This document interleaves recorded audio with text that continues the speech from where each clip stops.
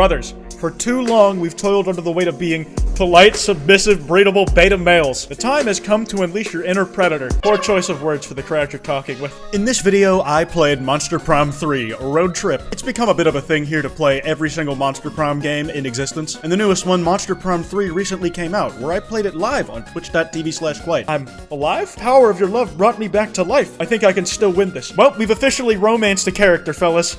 Anime 8-ball. If you enjoyed this video, there will be this big card at the end that takes you to the last time we played a full Monster Prom game. And did you know only a small percentage of y'all are subscribed with notifications on? If you sub and hit that bell icon, you'll never miss another upload, and you can always undo it later if you change your mind. Anyways, enjoy this video. Remember, you can set your trigger warnings and customize. This will add a visual warning to the events. I'm gonna play this game raw, fellas, personally. I'm gonna risk it with the credits song. We'll see how it goes. Thanks to the fellas at Beautiful Glitch and Monster Prom for the free code. This isn't a sponsored thing. They just gave me the code and told me I could do whatever I wanted with it. Yeah, I'm Jay Chillin. Ah, the road. That mythical beast of asphalt. We once tamed it in what became one of the strangest, most wonderful journeys of our lives. Back then, when we were young and unafraid. That's the classic opening line, by the way. Which of these schmucks? Ooh, wait, what the fuck? Little eye fella. Juan the magical talking cat makes a strong argument. So, the moth? Ooh, also a solid choice. Alright, so I'm not gonna lie, the cat's a meme character. I don't think I'm gonna be going for them this run. Yeah, the moth is gonna win this big time, huh? Alright, fellas, moth won. And even though this usually isn't a democracy, I'll stick with it this time. Name, we gotta go. You know how it is. Keep it ambiguous. I've got my lo-fi playlist ready. That's what I sound like? For in the end, we were young and unafraid, and we were ready to start. Hey, biker bar, am I going full throttle on the bottle? A safety haven for all things furry. This is not helping my case, is it, huh? I feel like getting smashed. Breaking bottles, clinking shot glasses, revving motors, the crash of a window some dude just got thrown out of. Such are the dulcet melodies of a bona fide biker bar. This is your chance to embrace your inner badass. What do you do?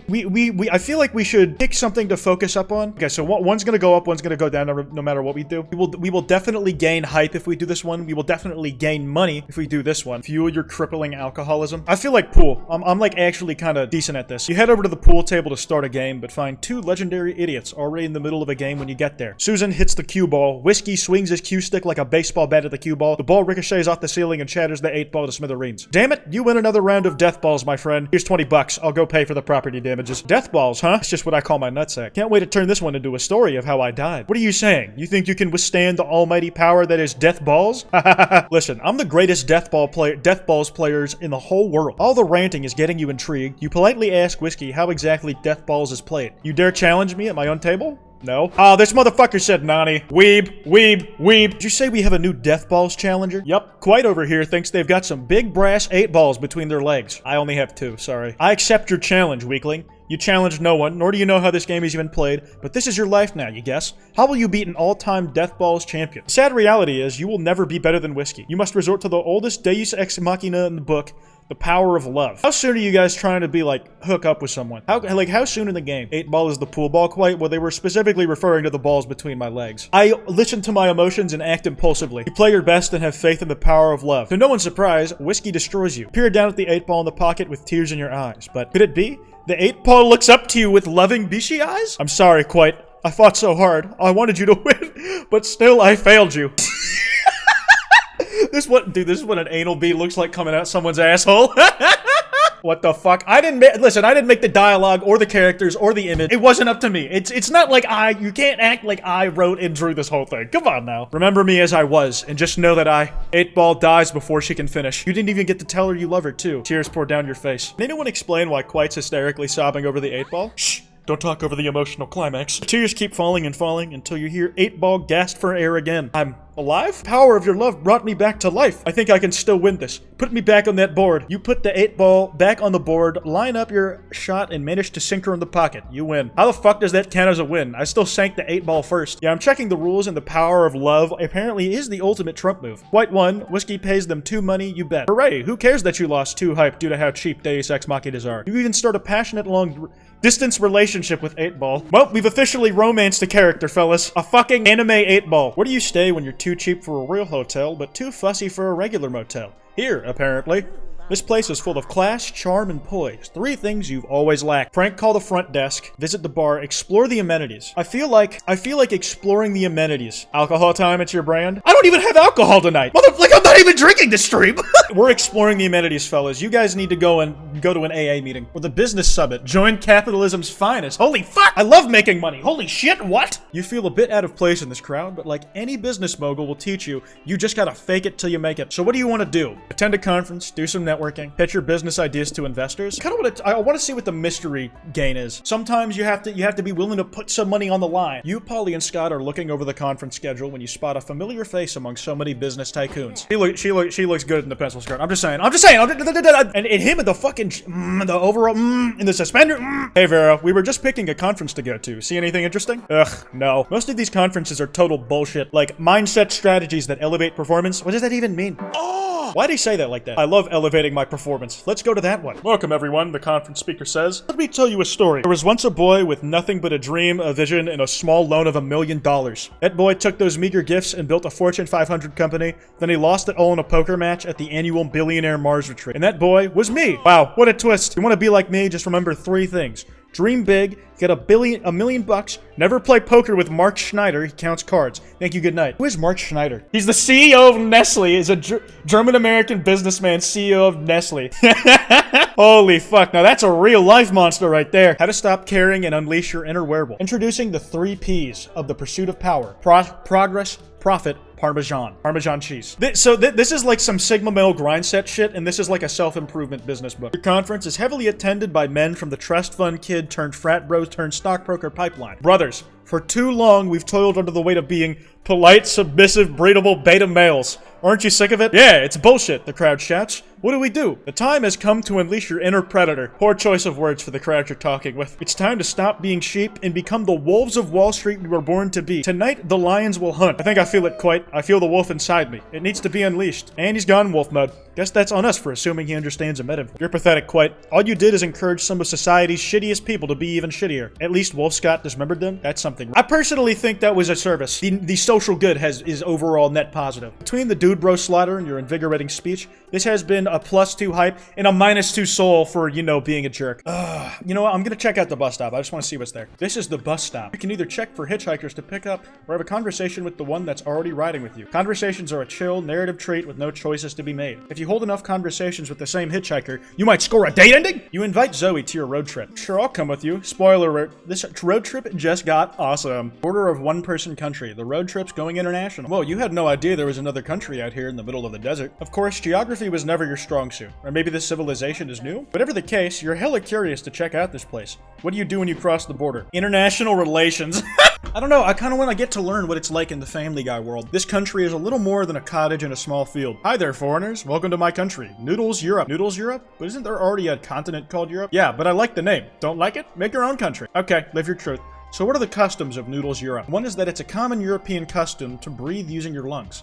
It began as a fashion statement of the upper class, but became popular in all social castes when people realized lung breathing was the best way not to die of suffocation. We also eat everything slathered in mayo, except for no mayo Mondays, when eating mayo is punishable by death. In any case, you foreigners are in for a treat. Today's a special day in Europe. Oh cool, is today a holiday or something? Better, today is 2 holidays. Why not just give each holiday its own day so people can focus on celebrating the one? Because it's my country and I make the rules. If I want to have 2 holidays on the same day, then that's how it's gonna fucking be. Why don't you pick which holiday we celebrate? Thanksgiving, the holiday in which we give thanks to those who we love. Freaky Friday, the Friday in which we swap our bodies with a loved one to live wacky misadventures. Yes. Awesome. I can't wait to trade bodies with my mom and learn the struggle of being a single mother of 2 trying to make ends meet while moonlighting as a chess coach. Okay, I'll switch bodies with my mom too. I'll learn so many cool things about her, like her name, where she is, and why she never calls me. It doesn't work like that. You have to already know the person you're switching bodies with. Hey Scott, chin up. How about this? We're best buds who love each other lots. Why don't you and I switch bodies instead? Damn it! It took magic! It took magic! I should have fucking thought about that. I should have thought that. I should have fucking realized. Bro, am I really Polly now? Weird. Should I try talking like Polly? Hey boo, I'm Polly. I'm gorgeous and funny and I read big books and I do lots of dances with my butt. Watch me go. Damn, I have a nice ass. Okay, I'll try being you now. Check it out, I'm Scott. I have big muscles and an even bigger heart. Wow, you sound totally like me. You almost had me fooled that you were Scott. Thanks, ready to switch back now? Being body swapped is fun, but this heartbeat of yours is really distracting. Oh, I didn't swap quite with anybody. I figured nobody loved them enough to change bodies with them. Oh, that's really funny. That's really funny. It's really funny, Noodles. You're a really funny guy. I guess the only lesson you learned this Freaky Friday is that Noodles is a dick. Her fandoms, old deities and such. I want to hear about what she reads on AO3. I'm in a ton of fandoms. It'd be so hard to choose just one favorite. There's Dragon Heat, Human Prom, Garfield. It's beautiful when you think about it. All these people communing over a work of fiction that had such a meaningful impact on them. Sometimes people mock people for getting so attached to fictional characters. Couldn't you be doing something more productive and positive, like writing 1,000 pages of erotic fanfic about Garfield? I'm not gonna lie. The arguing about really dumb shit in the fandom is kind of the fun part. Like, I like having disagreements about wholly pointless things. That's like part of the, like, when there's a split in the fandom, that's still part of the same fandom. As long as it's not, like, toxic. But I don't know. So, like, it's fun. Like, it can be fun, like, wasting time, like, going back and forth with your friends about shit that does not matter. And so, Zoe spends the rest of the night telling you about her favorite fandoms. It's adorable to see her so passionate. Zoe's been silently scrolling on her phone for the last several miles, but suddenly, she gasps. Kwote, stop the car. You pull over in the middle of the desert. Sorry, I should explain. In 1983, the company Atari developed a video game based on the movie Galaxy Cat is a Galaxy Stray. If you guys don't know the story behind this is based off the Atari E.T. adaptation that sold so shit they buried fucking tons of copies in the middle of a landfill, like in the middle of the desert. The thing is, it was an urban myth that they had buried them until I think it was Microsoft funded an effort to go fucking excavating for them, and they fucking found them. They found a bunch of the copies at a landfill. It was real. I need a copy. It's a retro game collector's wet dream. Business as usual then. Help Zoe find the burial site of those shitty retro games. Teach a dog video games so it becomes very good at sniffing them out. Gamer dog. Water this area of the desert with a potent energy drink. Best fertilizer for video games. The buried games will blossom right out of the ground. It's actually accurate. Just pour some G Fuel on them. Training a dog to be a professional gamer? That could honestly be my true calling. Zoe adopts a dog off Greg's list. Thus commences a training montage. Zoe does paw coordinate, but none of it works. Shocking, dogs aren't naturally good at video games, and you lose— Oh, we're so fucked. I guess you can't teach an old dog new tricks, and you can't teach a new dog old games either. Wait, what's the dog digging up over there? Holy crap, it dug up Galaxy Cat as a Galaxy Stray the game. Wait, stop, dog, don't eat the cartridge. Okay, the dog might have learned that much, but at least Zoe got her game. You all boot it up and play a bit. Wow, this game's even worse than I thought. Fuck it, let's give it to the dog. At least you met a dog and crossed that off Zoe's geeky bucket list. Take +3 hype. Unfathomable L, dude. We are so close to being dead. Bro, I feel like not smart at all. You came here today to answer the age-old question. Do aliens exist? Who knows if you'll see any today, but at least it'll be fun to hang out with the other UFO spotters. So besides, watch the stars and swap extraterrestrial conspiracy theories. What do you want to do? Guess which resource you'll lose, you'll always gain? Soul. I feel like there's a very solid chance we will lose brain on that one. It can't be much else. Yeah, we gotta play it safe. It's too foggy to see any UFOs, sadly. Wait, that's not fog, it's smoke. You follow it back to its source and find Kill and Abdul. What's up, guys? Want to help us send a message to some alien? What do you want the message to say? We don't know. Whatever, it's gotta be really important, you know? Like something profound and deep and interesting all at once. Something like, a smart man knows the tomato is a fruit. A wise man knows not to put a tomato in a fruit salad. Holy shit, that is wise. If you guys want to send the aliens a message and get one back, maybe instead of being philosophical, the message should be really eye-catching. Yeah, something like, these stoners sent a message to aliens and you'll never believe what happened next. Whoa, what happened next? That's for us to decide, bro. It all depends on the message. Fuck, you're blowing my mind right now. The future is ours to shape. Wait, got any ideas for an attention-grabbing message to send to the aliens? I want to do the crop circles. Yeah, crop circles are kind of played out. What did you have in mind to replace them with, Kwote? Shit. You didn't actually think that far ahead before you suggested. What about crop squares or crop triangles? It's supposed to be a clickbaity tutorial, not a geometry lesson. What about bringing back big alien-built structures, like the pyramid? Actually, it's kind of Eurocentric to assume the ancient Egyptians weren't capable of building the pyramids themselves. We have proof that Egyptians built the pyramids. Now Stonehenge. That was made by aliens. Oh, gotcha. Sorry, I didn't mean to stereotype. No worries, the original idea was still good. We should convince aliens to go back to making cool architecture. Maybe we could convince the aliens to make a half-pipe? That sounds awesome. Imagine a half-pipe covered in alien tech that lowers gravity so you can do longer, more complex rotations and ollies. And they should add an alien hot dog stand nearby with condiments from all over the galaxy. That would fuck hard. Good work, Kwote. Alien half-pipe it is. You film a video to showcase your amazing alien half-pipe to YouTube. Well, you start to, but you sort of lose the plot halfway through. It's undoubtedly a cool video, but it's not what the viewers clicked for, and you lose -3 soul for using clickbait. You still— Yes! That's what we needed. That's what we needed. Okay, we're back in a solid place again. You're lured to the dealership, mesmerized by the inflatable air dancers and bombastic signs full of exclamation points such as "Buy today," "Go on a joyride," "Dance with the air dancers." I can take the stamina hit on this, I think. You approach those big inflatable dancing boys and start busting a move. These balloon dudes are really good dancers. Throw that polyethylene coated booty back. So cool. Do you think they like my dance moves? Silly Scott. The air dancers can't have opinions on his moves because they're not alive. The air dancers face away in the breeze. You sense that they're looking at you, appraising your mind, body, and soul, and dance skills. This just put his hand on my shoulder. I think he wants us to follow them. In your dehydrated, hallucinating state of mind, it makes perfect sense. After walking some ways, you find yourself surrounded by more air dancers. Logic says you're still in the used car dealership, but you've danced your logic away. The air dancers offer you something to drink. Thank goodness. No, wait, this is just a cup of air. Damn. Totally. And any society that values the art of dancing till you drop is a society I want to learn more about. Sure, who needs water anyways? Find a way of immersing yourselves in air dancers' culture. I'm gonna do the air guitar. It's a great plan. You just need to find yourself the perfect air guitar instructor. Maybe buy some air guitar amps and air guitar picks and capos. Ah, fuck that. I bet I'm an air guitar prodigy already. Polly whips out an air guitar. Whoa, where was she keeping that all this time? Watch and learn, bitches. Nice riff, bro. Let me try. I just put my fingers here and strum like this. It is such an ego raptor inflection. You're a natural, Scott. We should start a band. Wait, you're out of the band. What? We'll be famous, my good boy, but fame will be exhausting and hollow. Probably end up doing heroin to cope with the, heroin to cope with the pressure, like all the great air musicians. Oh, that doesn't seem fun. I don't know if I want to be on the air guitars anymore. Quitting on me? Fine.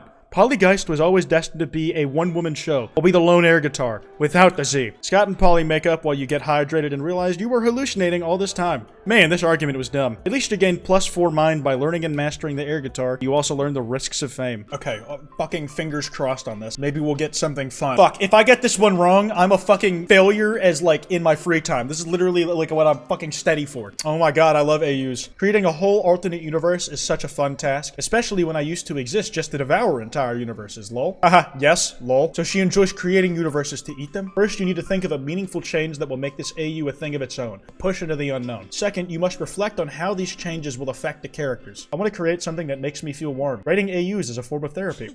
Sorta. It's good that you brought up AUs. I'm really close to finishing my current fic, and I could use ideas for a new amazing AU in which to set my next creation. I've been brainstorming, but I hit a roadblock. Maybe I can help you with a killer idea then. Those are usually the famous last words of people with the best intentions and the worst ideas. Civic Price, a crossover story in which Vera's illegal law firm must manage the rocky divorce between Naruto and Garfield. Twice the 2 days. Imagine a world in which Wednesday was replaced by a second Tuesday. It's Tuesday all over again, baby. Liam prom. What if this was the monster prom all over again, but everyone is an AU version of Liam? So 2 of these go against the things she's established. She's also established that she's a big fan of Garfield. That could be something. But she specifically said that she wants a place of comfort. This is not fluff. It's a rocky divorce between Naruto and Garfield. But it does establish the rule, putting them in unique situations to analyze how they would go.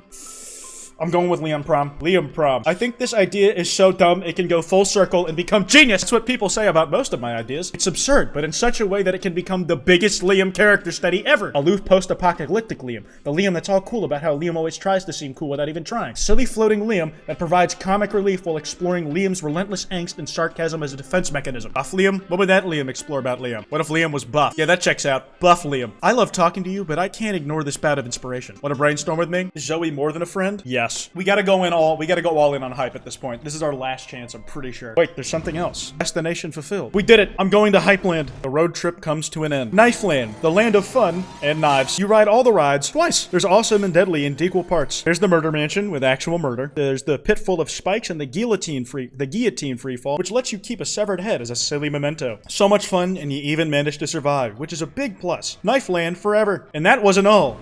Congrats, you've reached a destination. Every player gets an individual ending. You can end up being a lame loser, just okay, or the MVP. There's also the date ending, which has its own requirements, but ending up a lame loser will override the date endings. No dates allowed for lame losers. Anyway, let's judge you. Oh man, I'm fucked, aren't I? You all get ready for the time of your life. Wait, but what's that? There's a cool lamppost next to the entrance to Knifeland. Oh, it's a really cool lamppost. Gotta stay and check out this cool lamppost a bit more. You tell your friends to keep going. Find them later. Lamppost, best destination ever. Well, at least I got to fuck the 8-ball before we died. Canon ending. I will never get any play. It's destined to be like that. And just like that, the road trip came to an end. It was full to the brim with danger, fun, and utter nonsense. It was everything we could have expected from a trip with Polly and Scott, and then some. We not only survived the whole thing, but we conquered it and came out different people. It all turned out to be a pilgrimage into self-discovery. As we were heading back home, I thought about how all this was just one of the first stops in a much bigger journey that was only just beginning. End credits time, fellas. Felt ominous and scary, but it was going to be alright. Oh wow, this is actually really well put together. Man, this shit is so cute, man. I love the slice of life shit. It's like my favorite part of these games is like seeing like these little moments captured in like drawings and shit. That should have been me. That should have been me. You in Monster Prom 4? Goddamn. Already confirmed. Already fucking confirmed it. Guys, I have one last surprise for you. I may or may not have a code or two to give away. You know, give to one lucky person in chat. You know, maybe. And you only got it if you stayed here for stream. So, like, if you're on YouTube, you missed out on this. Flinders, keep this in. Let them know they missed out on the free game. You could have been here on stream to get it, but, like, we do this sometimes. So, you know, Monday, Wednesday, Fridays, twitch.tv/Kwote, should have been here.